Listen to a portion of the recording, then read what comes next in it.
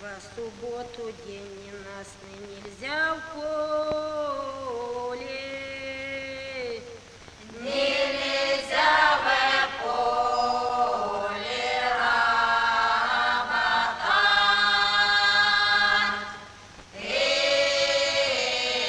Ой,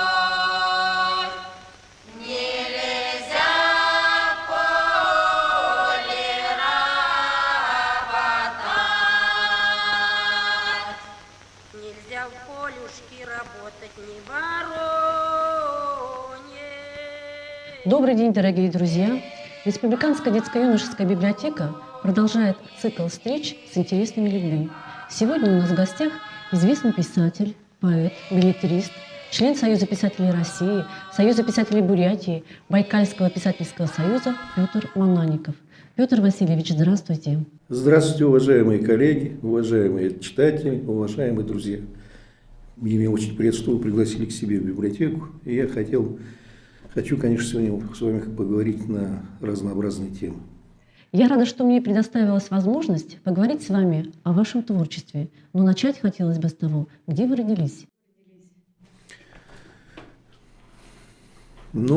Прежде всего, случилось так, что я родился 2 марта 1959 года в селе Тарбагатай Тарбагатайского района Республики Бурятия. И родился я в таком красивом месте, которое называется Тарбагатай. А Тарбагатай, вы знаете, является центром семейских Забайкалья. И я, конечно, родился в таком красивом месте, где улицы раздольные, дома красивые, люди там живут очень красивые, и самое главное, они все трудолюбивые. Но и еще для меня, конечно, удивительно было то, какая была вокруг меня природа. Я с малых лет видел, что такое река Селенга, что такое Амулевая гора, Лев-гора, и леса, поля и другие местности, которые были в Тарбагатае. Но это было связано еще и с тем, что в детстве мы всегда нас привлекали к какому-то домашнему труду. Естественно, мы помогали пасти коров когда-то. И когда пасешь коров, смотришь вокруг себя и видишь, что природа такая красивая, и речка красивая, и все это через тебя проходит, и потом понимаешь, что память детская, она настолько сохранена, настолько крепкая. И, естественно, все это дело подвигло к тому, что я начал постепенно заниматься творчеством. Но прежде всего я вспоминаю, конечно, первые свои книжки. Первая моя книжка была «Азбука». Азбука, в которой были буквы. И я помню, буква А, это был там нарисован арбуз. Если были буква В, виноград. Если буква Я, значит, яблоко. Вот такая моя была первая книжка. Вторая книжка, которую я хорошо запомнил, это детская книжка народной сказки. Сказка «Колобок». Вот когда я начал читать эту сказку, конечно, я прочитал ее и понял, что не только я колобок на сегодняшний день, я еще пытался сыграть какой-то спектакль этой сказки. И вот Петя Колобок, как говорится, ходил к матери, к отцу, и как-то вот так вот получилась завязка моего творчества, именно с детства. А потом мои родители переехали из Тарбагатая в город Улан-Удэ, и я продолжил свою учебу в школе номер 12. И здесь, на уроках литературы, я впервые почувствовал, что такое поэзия. Мне понравилось, конечно, творчество, прежде всего, Александра Сергеевича Пушкина. И самым дерзким моим, мне кажется, поступком было то, что когда я прочитал Александра Сергеевича Пушкина стихотворение «Камни Керн», я подумал про себя, если Александр Сергеевич написал такое стихотворение, я тоже напишу стихотворение. Я написал свой маленький, сонет. Сонет понравился, так скажем. Иногда до сих пор меня его просят прочитать. А потом стал потихонечку писать свою. свои темы разрабатывать. Ой, не будите молоду, утром рано поутру вы тогда не будете, когда солнышко зайдет. Ваше творчество весьма разнообразно. Свою первую книгу вы написали в 2007 году. Она носила научный характер и называлась «Волкодавы Тибета и Центральной Азии». А почему вдруг «Волкодавы Тибета»? И в связи с чем написана эта книга? Видите, в чем дело? Я являюсь федеральным чиновником, вот, работаю на госгранице и транспорте. И через меня идет определенная информация. И вот, когда эта информация идет, конечно, я информацию имею для себя. Но я занимаюсь не только творчеством именно в художественном плане. Я в свое время когда-то увлекался и научными изысканиями. Раз я нахожусь в таком регионе, как Восточная Сибирь, естественно, я этот регион более-менее знаю. Но и знаю окружающие регионы, которые примыкают к Бурятии. Ну, а так я по образованию, получается, ветеринарный врач. И кинология для меня наиболее известное и любимое занятие. Естественно, я занимался теми породами, которые являются аборигенной породой. Это, прежде всего, пастушьи породы. Известные породы, которые на нашей территории имеются, это монгольская овчарка, бурят-монгольский волкодав, сайвотская овчарка, тувинская овчарка. Все они являются пастушьими собаками, но, тем не менее, они имеют одного единственного родоначальника, которым является тибетский дог. То есть они, получается, все являются детьми, так скажем, условно, одного родоначальника тибетского дога. Но в свое время я занимался научными изысканиями, писал статьи. Мною написано порядка 12 или 13 научных статей. Потом в журнале «Тайны Бурятии» было написано порядка 5 или 6 статей. Но я принял решение, что нужно издать что-то. Материала накопилось много, порядка 300 страниц или 400 страниц. Ну и я решил все-таки издать книгу. И подумав, какую издать мне книгу, конечно, если бы я стал бы чисто научную книгу, она не была бы доступна для простых читателей. И я написал научно-популярную книгу. И вот плод моей работы фактически здесь, в этой книге отражен. Ну, то есть я попытался максимально использовать тот материал, который изложить в этой небольшой книге. Но именно для читателей простых, а не для научного аудитории. Вот так у меня родилась книга «Волкодавы Тибета и Центральной Азии». Нельзя в полюшке работать, не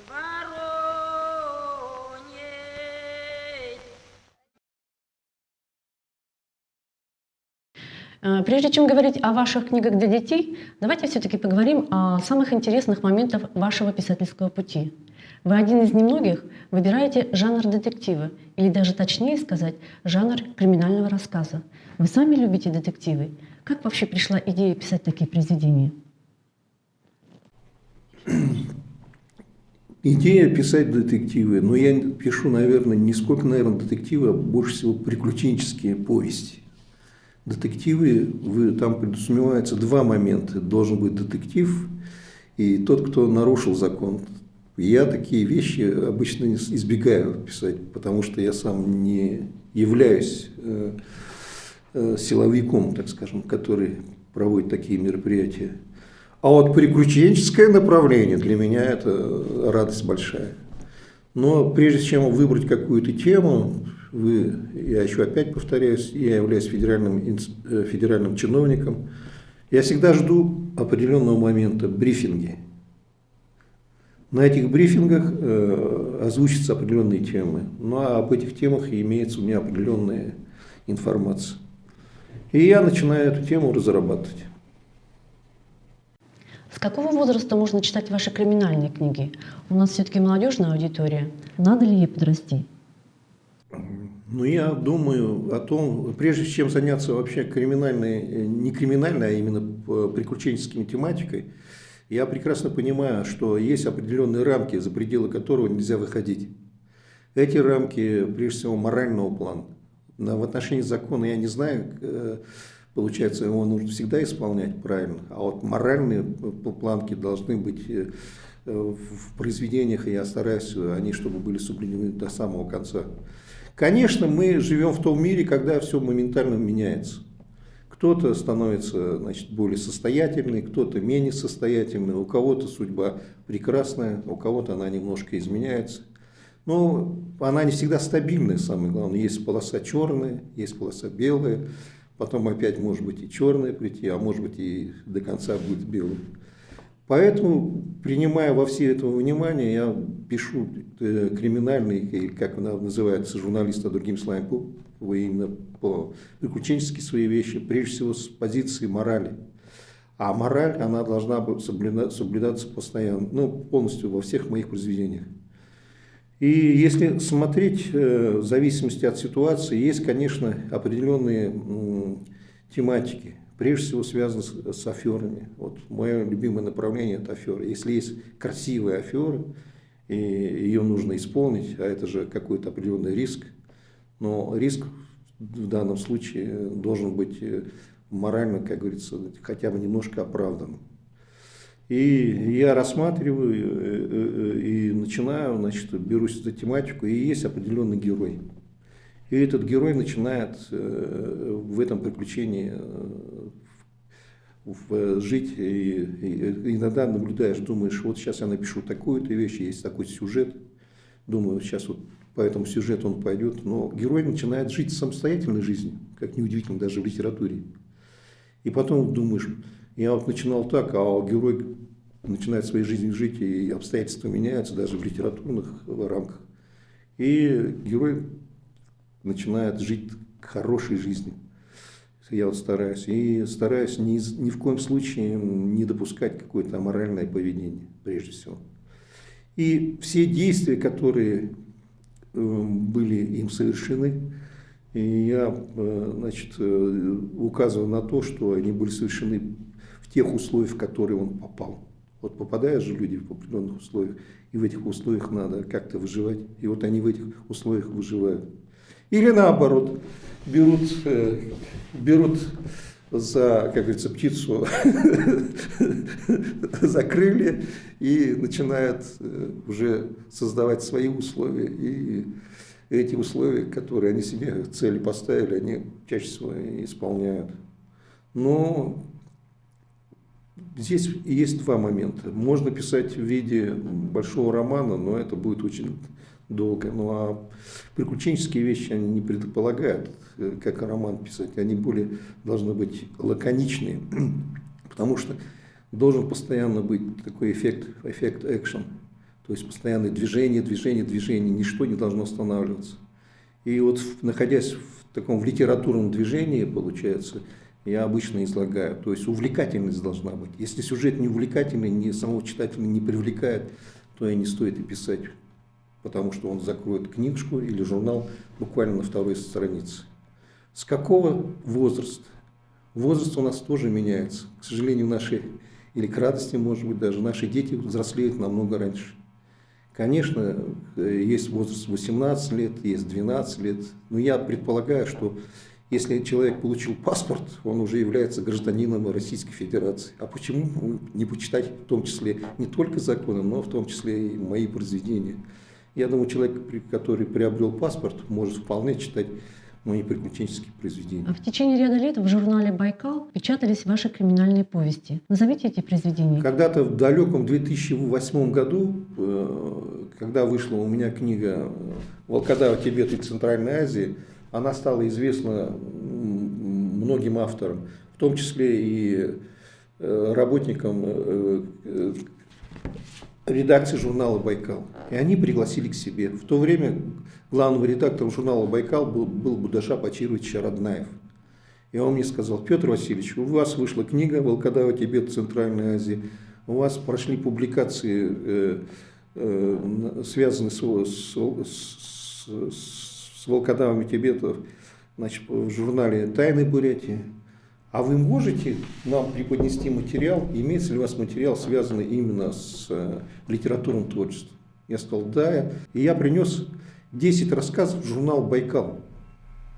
10 рассказов журнал «Байкал» и передал Баташа Пачировичу Роднаеву. Он сказал, я посмотрю.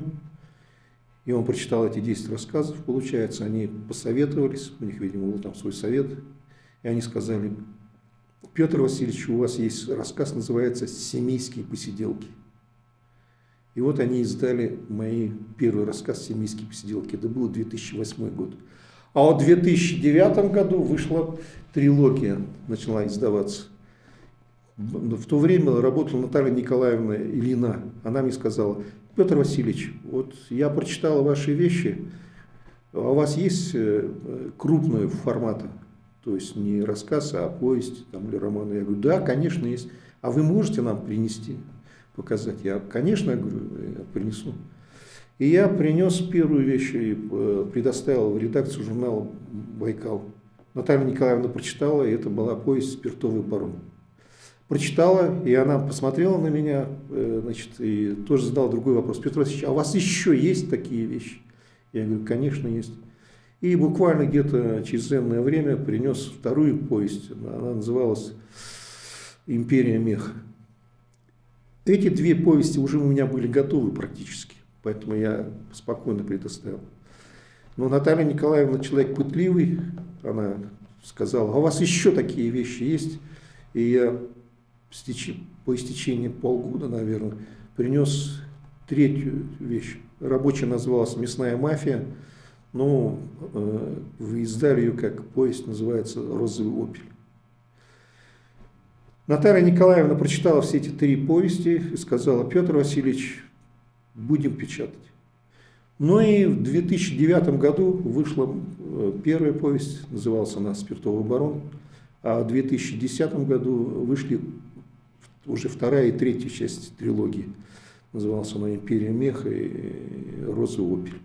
То есть вот первая трилогия как, дала мне как бы окрыление.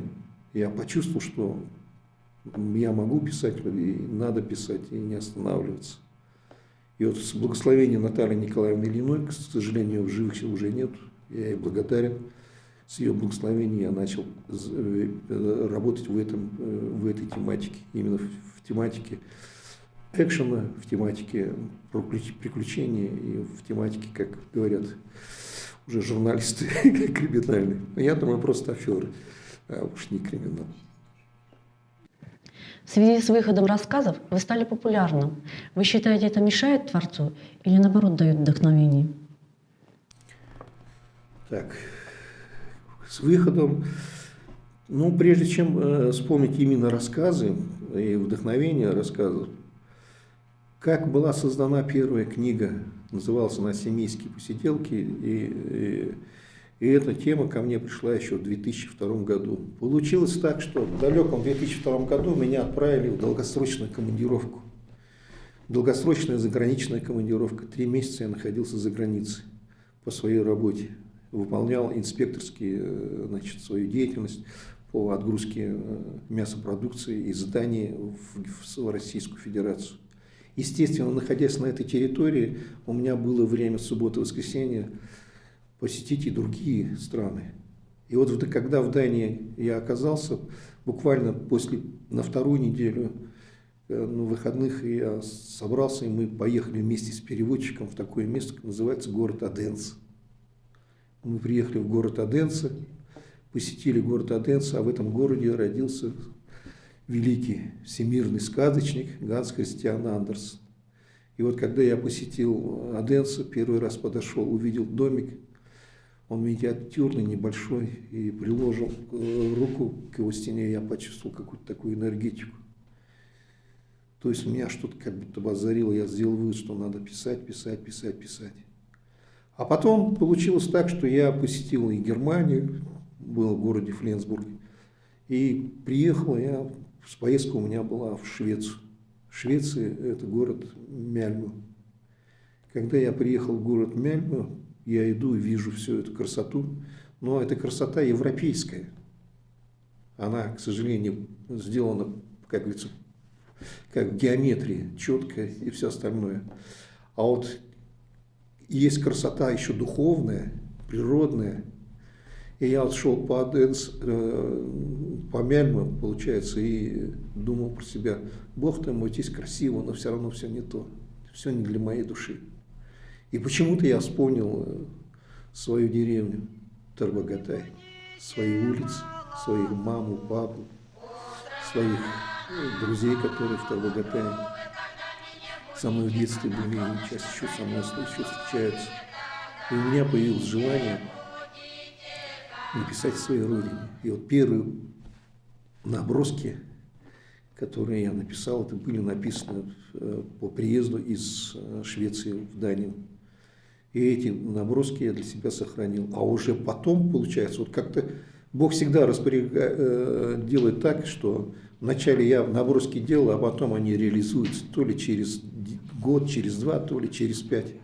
То есть я всегда это удивляюсь, как будто кто-то меня вперед заставляет эти дела писать. А уже потом, в 2008 году, семейские посиделки были изданы в журнале «Байкал», а в 2011 году была невероятная встреча. Я встретил депутата Народного хурала Анатолия Гуслякова. Мы являемся с ним земляки. И вот Анатолий Гусляков мне задал вопрос: Петр, я выдвигаюсь в депутаты Народного хурала, вот встреча у меня будет с нашими земляками. Как ты думаешь, нужно провести эту встречу? Я сказал, что программные какие-то направления, там, это я понимаю, это дела партии, а вот с людьми надо, когда встречаться, обязательно говорить об искусстве. Выбирая между 2, 3, 10 партиями, надо выбирать все равно красивое. А что красивое? Это искусство. И он сказал, а что для этого требуется? Я думаю, нужно встретиться прежде всего с народом простым, ну, с детьми, с мамой, с бабушками, с дедушками. И для этой встречи требуется сделать им какой-то подарок. А какой подарок мы можем сделать? Конечно, книжку. Я говорю, тут у меня есть книжка, называется она «Семейские посиделки», в которой вошли 10 рассказов. И вот с благословения Анатолия Суслова, с благословения его, как говорится, денег и финансовой поддержки была издана эта книжка. 1000 экземпляров вышло. И получается так, когда пошли встречи в Тарбагатае, в Тарбагатайском районе, в Заиграевском районе, ко мне начали приезжать жители этих районов. Почему? Потому что было, как мне автору выделено, порядка 200 или 300 экземпляров, а 700 Анатолию Суслову. И они ко мне обращались и говорили, к нам не хватило этой книжки, у вас еще, говорят, есть книжки. И я раздавал, подписывал всем своим землякам и заиграевцам, в том числе, и раздавал эту книжку. Но книжки раздавал бесплатно, естественно. Плюс к этому начались встречи. Меня пригласили на родину. И вот в Тарбагатае прошла первая встреча, потом вторая встреча. И Анатолий Григорьевич сказал, да, эта книга для народа, как говорится, угодно, и они с удовольствием встречаются. А уже в 2012 году, к сожалению, этой книги нет, он попросил издать еще одну книгу. Я сказал, если у меня книга называется «Тарбагатай. Деревня моего детства».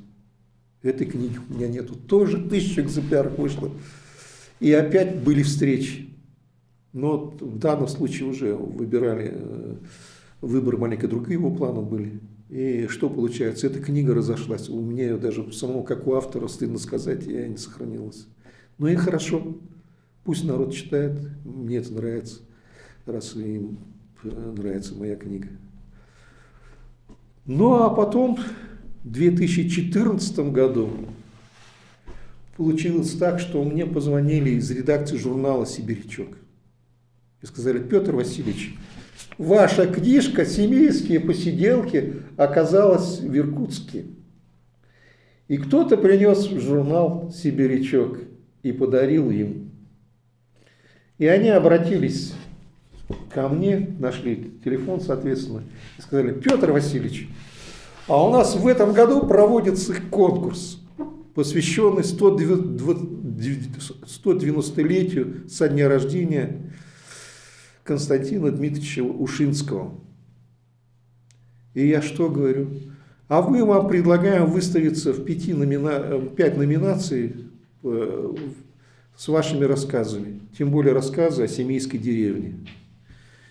И я подумал, думаю, бог ты мой, у меня всего 2 книжки «Тарбагатая деревня моего детства» и «Семейские посиделки». И отправил 8 рассказов, ну, по 5 номинациям. И что вы думаете, я был в шоке. Наступил день, когда должна была быть последнее завершение жюри. Ну, это было пятница. Но в пятницу я не позвонил, суббота, воскресенье наступило. И я стал ждать понедельника, каковы же результаты. Ну, а результаты, получается, мне в понедельник звонят из Иркутска и говорят: Петр Васильевич, вы стали лауреатом литературного конкурса «Родное слово» называется оно, посвященное 190-летию со дня рождения Константина Дмитриевича Ушинского. И мы вас приглашаем 1 октября в Иркутск. И я вспомнил все свои рассказы, которые я отправил: «Семейские посиделки», получается, «Русская печка». И думаю, бог ты мой, ничего не надо изобретать. Я написал просто о своей деревне, о том, как мое детство прошло в деревне. И оказывается, настолько, видимо, это затронуло душ, так скажем, жюри, и они мне, значит, выделили такой момент, уделили, что я стал лауреатом. Пойдем со мной, Маруся,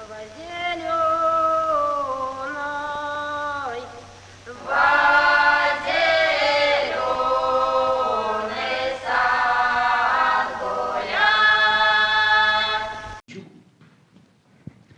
Теперь перейдем к теме детства. Как вы отметили в одном из интервью, рассказы, вошедшие в сборник «Тропинками детства», во многом автобиографичны. Главный герой рассказов «Мальчик Петя» провел детство в Тарбагатае. Переехав в Улан-Удэ, он с ностальгией вспоминает жизнь в селе, сравнивая ее с городской. А чем дорого вам детство? Какие самые яркие воспоминания детства вам особенно запомнились? Но детство, я так скажу, это самое золотое время. В детство мы, к сожалению, вернуться не будем, не сможем никогда. Но детство, я думаю, самая счастливая пора. И я прекрасно понимаю, что детство есть детство. У каждого оно свое. Вот у меня получилось такое счастливое детство. Я родился в селе Тарбагатай, родился на улице Партизанской. У меня были мои друзья детства. Я до сих пор помню их имена, и с некоторыми из них даже встречаюсь. И вот я не менял ни одного имя, ни одну фамилию. И практически в этих рассказах сделал изложение того, какое детство было наше, в наше время. У каждого поколения оно свое детство. И вот поколение именно наше, с 60-х годов, получается, все полностью было изложено. Но здесь особое внимание надо обратить на то, достоверность написания. Если что-то ты неправильно напишешь, фальшиво, твою книгу никто не примет. И поэтому пришлось писать чем? И сердцем, и душой, откровением. То есть нужно излагать настолько откровенно и правильно, чтобы это было, прежде всего, достоверно. И самое главное, если это художественная литература, она должна быть увлекательная. А для старшего поколения, вот когда они читают, у меня встречи происходили, получается, они говорят: вот есть ваш рассказ «Тарбагатай, деревня моего детства». И вот она, значит, некоторые мои читатели, 2 человек точно мне говорили, что прочитали, и они плакали. То есть детская литература, казалось бы, их не должна настолько взволновать, но точность самое главное изложение. Как это у меня получалось, я не знаю. Здесь даже были такие моменты, чтобы иллюстрировать и сделать иллюстрации к этим книгам, нужно достоверно донести, значит, какие костюмы у семейских. А вы думаете, у костюмов семейских одинаковые, что ли? Нет, не у всех одинаковые. Так художник Перфильев, не Виктор, не Валерий, Валерий Павлович, он мне сказал, когда я ему заказ сделал, сказал: иллюстрации рисуйте. Он мне задает вопрос: Петр Васильевич, в какое время нужно написать, сроки какие исполнить? Я сказал: меня сроки не интересуют. Вы прочитаете рассказы, проживите жизнь этих рассказов, моих героев, и изложите, ну, то есть изображения сделайте такие, какие вы требуются. И вот были звонки постоянные, он мне задавал вопрос: Петр Васильевич, или Петр для меня, говорю, мне какие рисовать кички, вот вы знаете, да, особое одеяние у женщин семейских. Я говорю, а что? Вот у вас у тарбагатайских такие кички, а в Бичуре совершенно другие кички. Я прекрасно понимал, что он бичурский, хотя он сам даже не русский, хамниган, есть такая маленькая нация, хамниган, но тем не менее он жил в этой среде. И я говорю, рисуй бичурские, потому что он наиболее известный, он более точно их изобразит. То есть вот даже каждый штришок, каждую картиночку, детализацию, которую это изображать, здесь детализированно надо изобразить. Естественно, это может сделать только тот человек, который жил в этой среде. И мне опять Бог пошел навстречу. Мне попался тот человек, то есть судьба меня с ним свела, и он изобразил то, что он и знает, то, что я знаю. Конечно, к сожалению, я прожил в Тарбагатае очень мало. Но я рад тому, что мы вместе с моей мамой посещали наши все мероприятия, которые были в деревне. Но одним из этих мероприятий были семейские посиделки. Где составить маленького мальчика, которому 4 или 5 лет? Конечно, мама меня брала на эти посиделки. Я приходил туда, получается, и наблюдал. Для меня все было интересно. И я все это впитывал. Я до сих пор помню, какие были самовары, какие были кички, какие были дрова, как пахнет, получается, черемуховые пироги, как пахнут рыбные пироги, какие пирожки бывают с грибами и так далее, и так далее. Вот до сих пор это во мне осталось. И я то, что было, попытался. Я не знаю, как мне это получилось, просто попытался все это дело изложить на бумагу. Нельзя в полюшке работать, не воронить.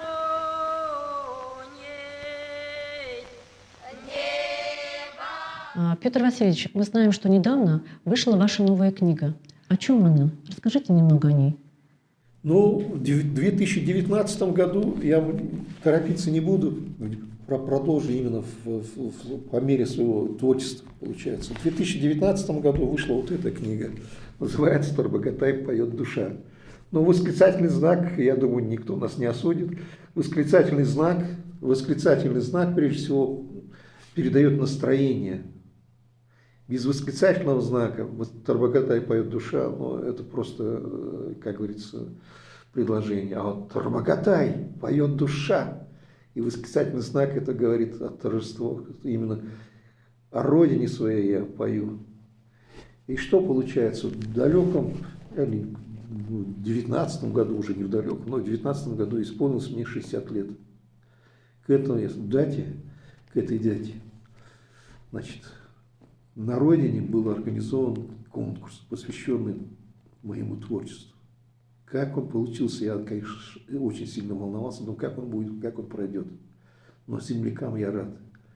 Они провели районный конкурс. И на этот районный конкурс все филиалы библиотек, их порядка 13, отправили своих конкурсантов. Кто-то выступал именно по поэзии, кто-то читал прозаические произведения. И что получается, когда в 2019 году прошли вот эти чтения, я обратил внимание, что у меня есть 3 книги, они написаны, мои рассказы. А вот некоторые конкурсанты начали выступать, начали читать те произведения, которые не вошли в эти книги. И я был удивлен. Это же получается, какую надо провести работу, найти газету, в которой издавался мой рассказ или мое стихотворение. И они читали эти стихотворения, которые они прочитали, или рассказы, которые они прочитали в газетах. И я про себя сделал вывод. Так не пойдет дело. Искать газету – это целое дело. Принял решение. Все те, которые рассказы были написаны и не вошли в эту книгу последнюю, я решил издать отдельно. И на 24-м книжном салоне нас пригласили, и презентация этой книги произошла на 24-м салоне. Но, вы знаете, в 2020 году, в начале Была встреча патриарха Древней Православной Церкви Корнилия с президентом Российской Федерации, с Владимиром Владимировичем Путиным. И патриарх Корнилий обратился к вопросу, связанному с 400-летием со дня рождения Аввакума Петрова. Конечно, эта тема очень интересная, и эта тема, я сделал вывод, она не до конца раскрыта перед нашими читателями. Но услышав то, когда Владимир Владимирович Путин сказал, что мы будем отмечать торжества, связанные с 400-летием Аввакума Петрова, но многие знают прежде всего Аввакума Петрова как сторонника старообрядческого толка. Но очень немногие знают, что Аввакум Петров был еще великим писателем, первым русским писателем он является, который авторство точно установлено. И он написал «Житие протопопа Аввакума», им самим написанное, в 1672 году. Но как я подошел к этой теме, казалось, связан с Аввакумом. В далеком детстве, когда мне было порядка 5 или 6 лет, мы с моим братом приехали на рыбалку, жили в Тарбагатае, приехали на рыбалку река Селенга. Там есть такой остров, называется остров Тюменский. Когда мы приехали на этот остров, я увидел напротив острова через протоку большую скалу. Она была прямая, как стена. И когда кричишь громким голосом с острова на эту скалу, то эхо отражается. И мой брат, старший Володя, подошел и крикнул: «Здравствуй, Аввакум!» И эхо отражается, конечно, кум-кум-кум. Ну, казалось бы, я тогда не понимал, что такое. А сейчас я понимаю, когда мы приехали на остров и кричат «Здравствуй, Аввакум!», отвечает кум-кум-кум. Кум-кума это является крестный отец. И я сделал вывод, что мы практически обращались к тому отцу, который смотрит за староверами. По зелененьким садочке соловейка, соловей, пташка моя. Конечно, тема Аввакума – это огромная тема, ее неподъемная, я бы даже сказал, тема. Но я вспомнил свои школьные годы и понял, что книга о Аввакуме для взрослых написана, а вот книга для детей и юношеского, к сожалению, не написана. И ставил перед собой задачу именно написать не такую заумную книгу, как для взрослых, а просто написать жизнь Аввакума и его, подвиг именно для детей. Как это пошло, я не знаю. В феврале месяце я только одно единственное помню, что я сижу, пишу, и такое ощущение, что будто не я пишу, а кто-то мою руку водит. Я выйду, это была зима, конечно, посмотрю на небо звездное и обращаюсь к Аввакуму, как будто. Я говорю: «Спасибо, Аввакум, спасибо, Аввакум». И вот, получается, написал энное количество там материала. Потом этот материал я прочитал, посмотрел, дорабатывал. После недолгой доработки я остановился на последнем варианте. То есть вариант только для детей и для юношества. Но и могут читать, конечно, и взрослые, кто не знает. И здесь чисто биографическое изложение, но с обязательным использованием цитат. Цитаты, которые Аввакум в своем житии написал, я использовал сюда, вставлял. И получилась у меня поэма. Вначале я подумал, что это поэма. Сейчас, по прошедшие годы, получается, я сделал вывод, что это не поэма, это, наверное, все-таки поэма «Молитва».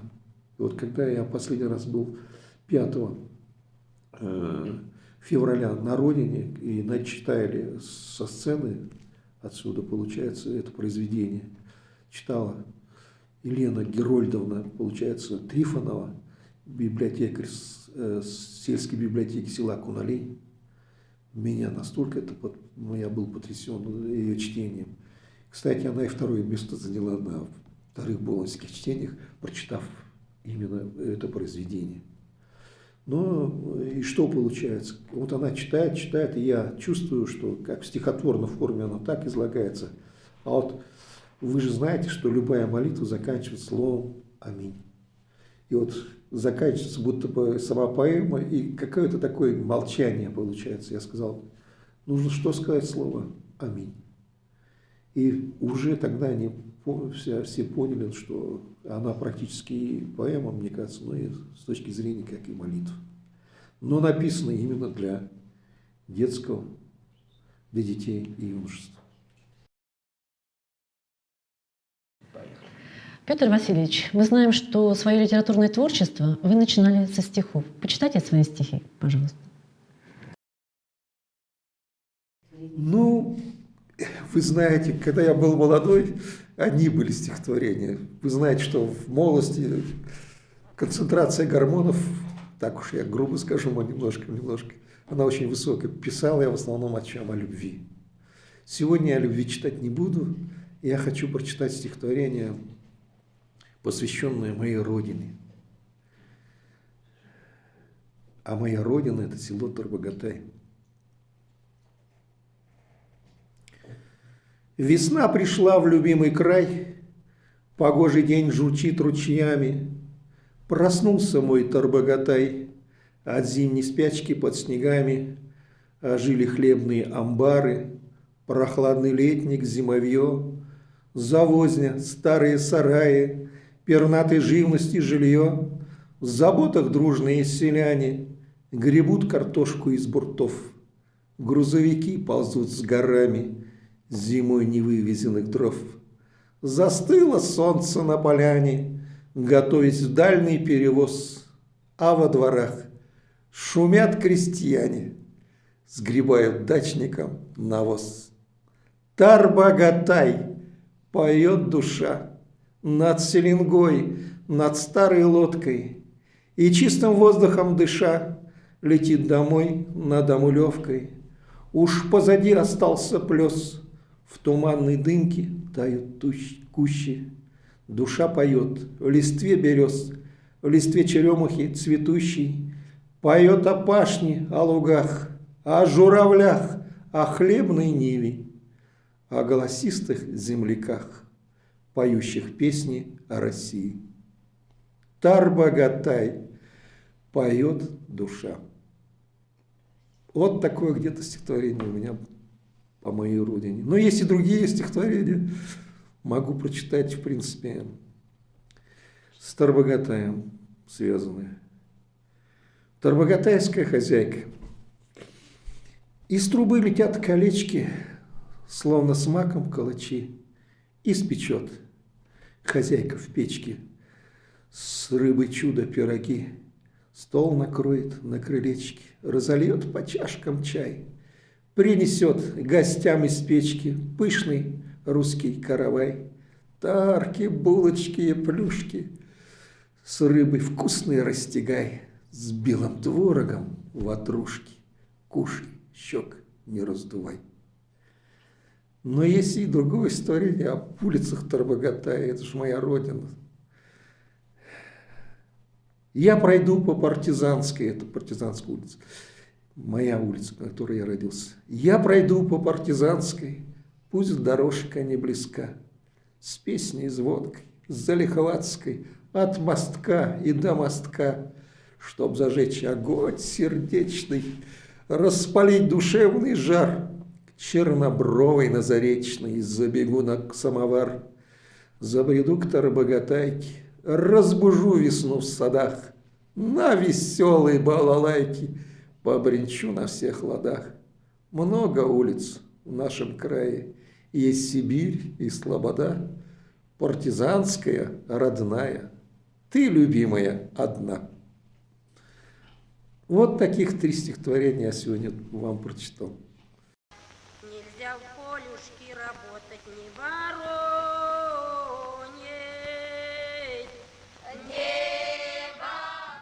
Спасибо.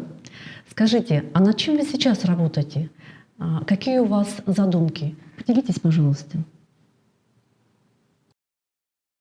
Я вообще человек суеверный, получается, тематики я не открываю, но тем не менее я хочу остановиться. Первая моя тематика, ко мне постоянно подходят, встречаются, я же в городе живу, мои знакомые, и иногда просят написать на разные темы. Ну, к примеру, про Афганистан, потому что мое поколение были афганцы в основном, младшее поколение. Я им отвечаю, говорю, дорогие мои друзья, я не могу написать об Афганистане, потому что я в Афганистане не был ни одной секунды, ни одного момента, ни одного мгновения.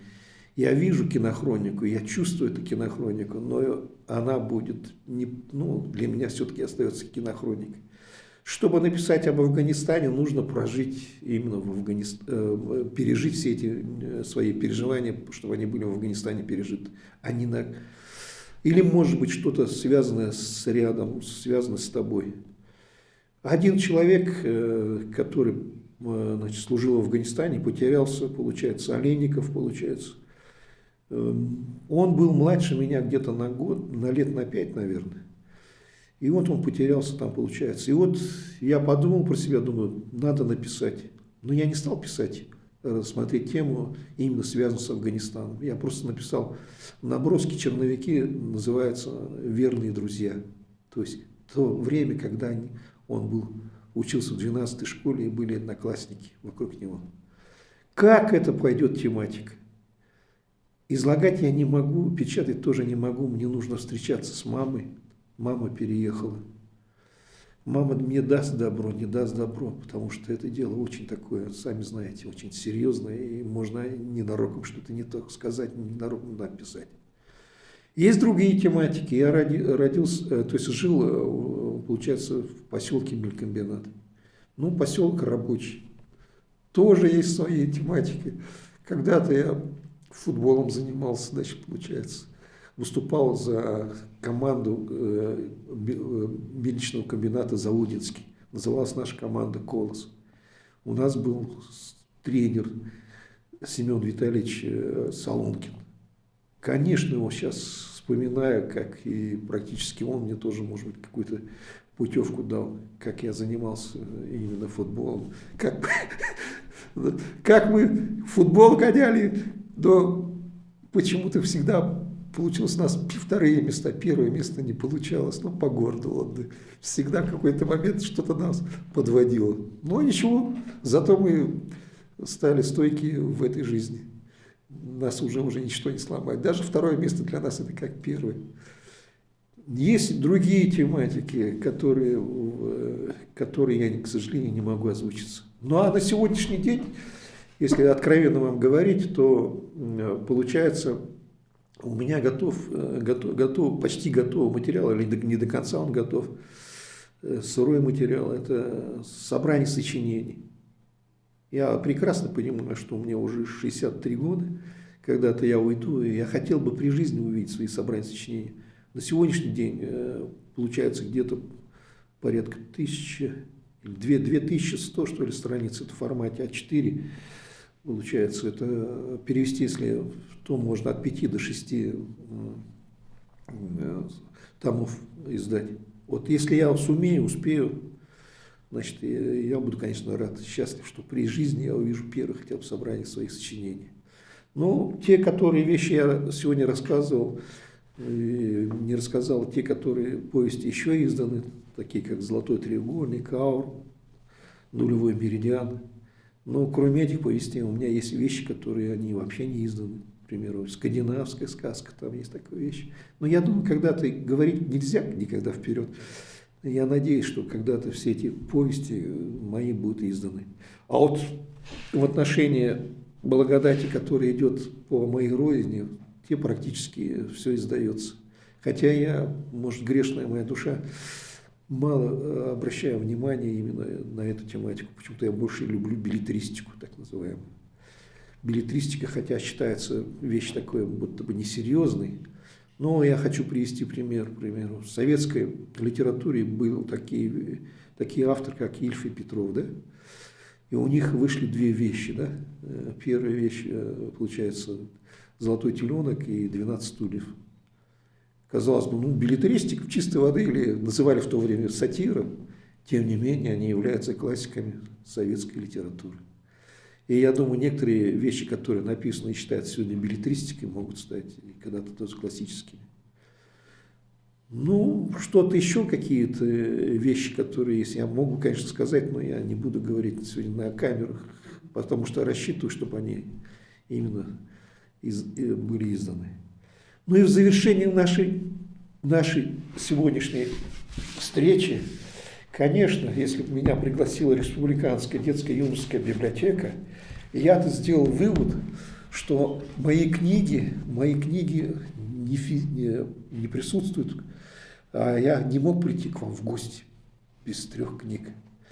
И вот сегодня я хочу передать, мое желание огромное, передать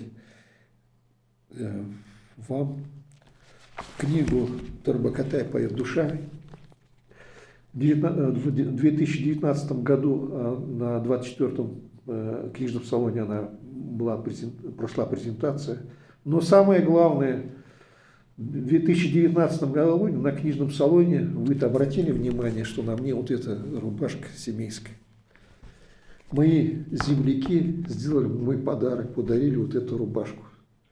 Что мне в этой жизни, как говорится, ничего больше не нужно. Рубаха была подарена моими земляками. И я сделал вывод, что, Петя, при жизни тебе сделали такой подарок, другого подарка мне не нужно. Хотя, конечно, лауреатом я был и с родного слова, и вошел в новопринте, значит, получается, в альманах, посвященный, кстати, произведению легкой формы, получается. Но в этом году, то есть в прошлом году, в 2020, была издана книга. Книга вышла тиражом 1400 экземпляров. Она должна разойтись по библиотечной системе. Тем не менее, я вручаю вам этот экземпляр «Житие протопопа Аввакума». Для наших писателей, для наших читателей я хочу показать, какие примерно здесь. Вот Байкал, примерно, вот такая есть иллюстрация. Насколько, я не знаю. Все это доработали 2 человека, Перфильев и Шаталова Евгения Петровна. Потом на скидку еще там получается. Вот Спас-Адигипьев, то есть место, где был заточен протопоп Аввакум. И сам тоже он, когда проводился так называемый суд вселенских патриархов, тоже его выступление, все это изображено. Но сам подвиг его, совершенный на костре, рисовать я попросил не рисовать ни в коем случае, чтобы не травмировать души, как говорится, наших детей и юношей. И последнее, именно как выступление на суде пришел. Но жизнь продолжается, не только я пишу, получается. Вокруг меня тоже есть молодые авторы, которые тоже мне нравятся. Видите, в чем дело? Я сделал вывод, что не все в литературной среде есть такое понятие: узнают тебя по строчке. Вот как ты написал, как о тебе читают, как твои строчки читают, и как они цепляют другого человека, это дело огромное. И мне повезло, что моими, так скажем, наставниками, не прямыми, а вот такими наставниками были авторы, прежде всего, классики бурятской литературы. Это Гурмадыди Дамбаев. Сколько раз мы с ним встречались, я вот прохожу мимо, казалось бы, я вообще там далеко прохожу, может, на меня не реагирует, он с кем-то еще разговаривает, он меня останавливал. И я всегда задал себе вопрос, а почему он меня останавливает? Кричит: Петр, подойди. Я подходил. И он рассказывал там какие-то вещи. То есть я делал вывод, что я был интересен для него, и он для меня был интересен. Почему? Потому что я приходил, открывал его книги, начал читать, и я делал вывод, что он классно пишет. Или вот когда я первый раз пришел, в журнале «Бейгл» был Сергей Цариндаржиев, он тоже редактор. И я принес эти семейские посиделки, 10 рассказов. И он тоже со мной сколько раз беседовал, и я сделал вывод, что я тоже чем-то им интересен. Так и я беру и читаю рассказы других молодых авторов. Основная цель моя – найти изюминку, именно чтобы они были, как говорится, первородные самородки. И самое главное, что ни в коем случае не бить по рукам. Вот говорят, я приду, покажу, значит, а там скажут, плохо написал, неплохо. Да, сегодня я могу плохо написать, у меня настроения нет, а завтра, может быть, я так напишу, как никто другой не напишет. Но, видимо, в генах это заложено. Вот вы задаете вопрос, почему я начал заниматься литературным творчеством. Мой папа, Манаников Василий Петрович, тоже в свое время писал стихотворения. Ну, я скажу стихотворение. Вот мои стихи, его стихотворения. И я чувствовал, что где-то вот эта именно жилка у него присутствует литературная.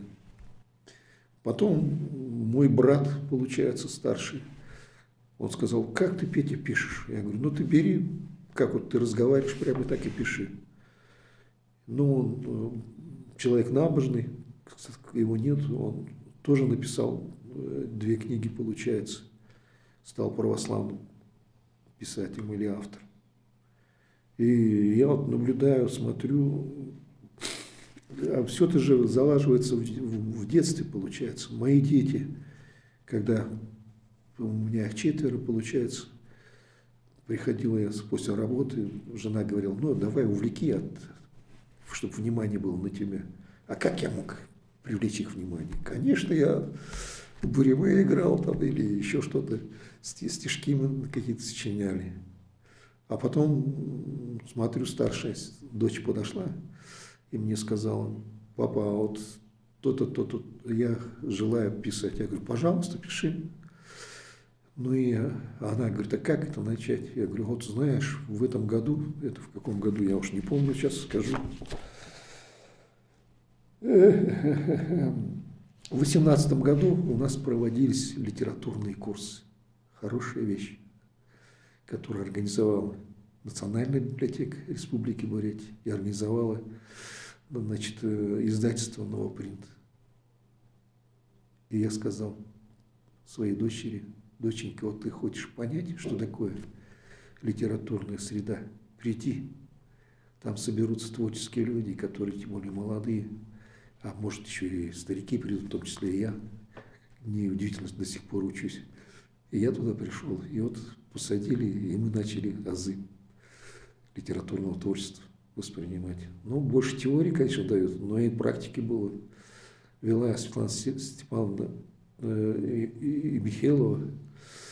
И вот 2 направления было там, получается, в основном, конечно, прозаическое, но чуть-чуть поэтическое.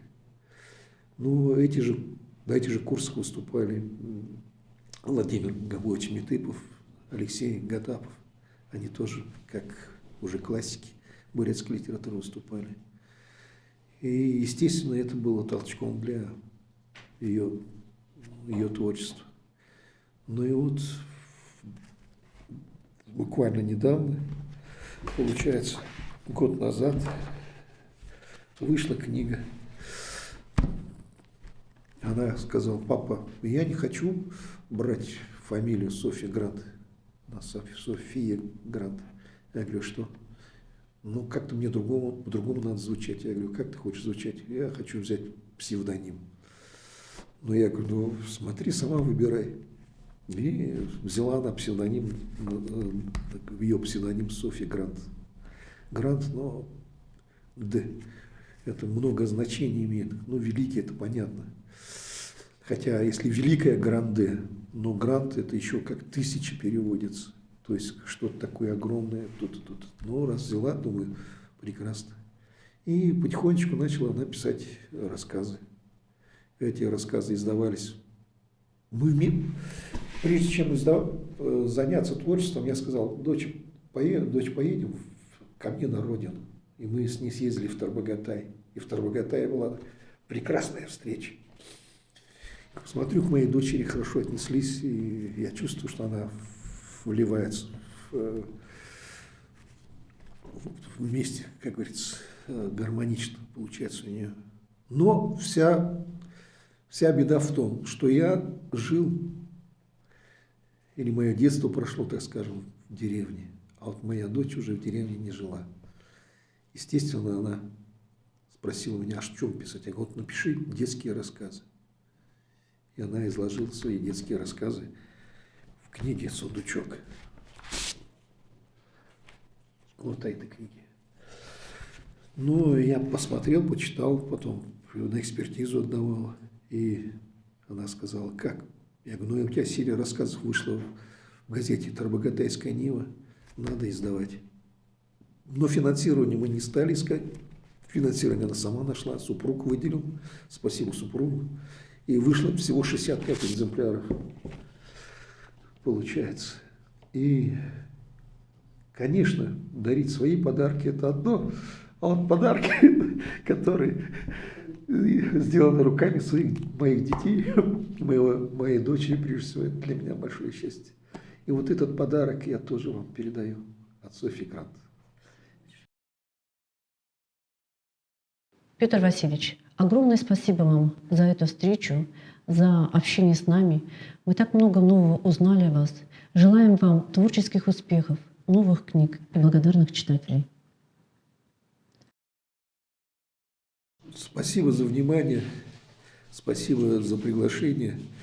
Я еще раз вам искренне выражаю свою благодарность. Я ожидал такую встречу, но как она получилась, но я думаю, у нас сегодня получилась живая беседа, душевная. Всего доброго, до свидания. Нельзя в полюшке работать, не бороть.